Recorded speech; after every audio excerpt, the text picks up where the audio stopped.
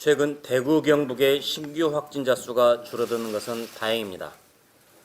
시민들이 자발적인 사회적 거리두기에 나섰고 전국에서 의료진들이 발벗고 나선 덕분입니다.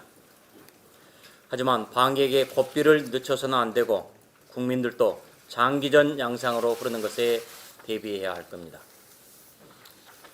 경제적 피해는 단지 대구 경북에 그치지 않고 전국이 타격을 받고 있습니다. 국회에서 추경을 조속히 처리해야 하는 것은 바로 이런 이유 때문입니다.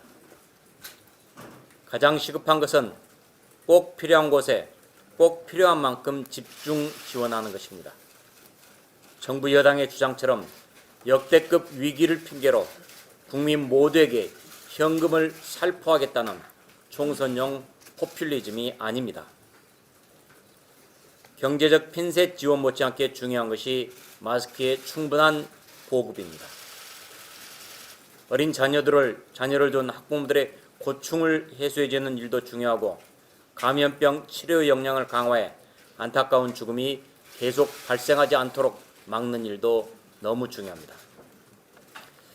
아울러 경영안정자금 지원이나 세액공제, 세율 한시적 인하 등 제세 공과금 감면, 의무휴업 완화, 52시간제 예외 확대 등 경제가 무너지지 않도록 정부는 특단의 대책을 취해야 합니다.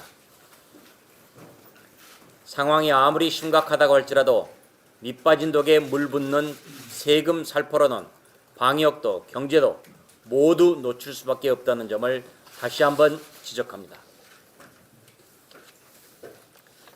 민주당이 지난주 비례연합정당 참여를 공식화했습니다. 모레 18일을 시한으로 제시하며 야합 추종 세력들의 참여를 독려했습니다. 하지만 불참 내지는 소극적 입장을 고수하는 정의당과 민생당 상황을 감안할 때 비례연합정당은 사실상 비례민주당 창당이나 다름없습니다. 그런데도 민주당이 내뱉은 아무 말 대잔치는 가증스럽기만 합니다. 이해찬 당대표는 미래통합당의 반칙과 편법을 응징하겠다라고 적반하장을 부렸습니다. 이낙연 전 총리는 거대 야당의 나쁜 의도를 저지하고 연동형 비례제의 취지를 살려내기 위한 것이다 라고 궤변을 늘어놓았습니다.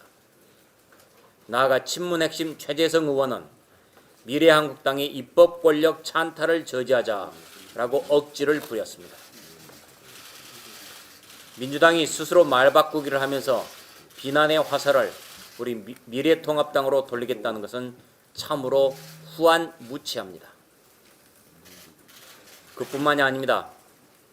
이해찬 대표는 의석을 더 얻고자 하는 것이 아니다 라고 억지를 부리면서 선거 후에 법을 개정하겠다고 했습니다. 소수당의 원내 진입 기회를 열어주는 것이 선거개혁이다, 정치개혁이다 라고 하면서 누더기 괴물선거법을 처리할 때가 언제입니까? 이렇게 법 개정의 취지를 스스로 부정하는 것도 모자라서 이제는 선거법이 잘못됐다며 법 개정 운운하고 나선 것입니다. 얼마나 더 국민을 기만하고 우롱하겠다는 것입니까? 국민들께서는 경제를 망친 거짓말 정당 민주당을 4월 15일에 반드시 심판하겠다고 벼르고 계십니다.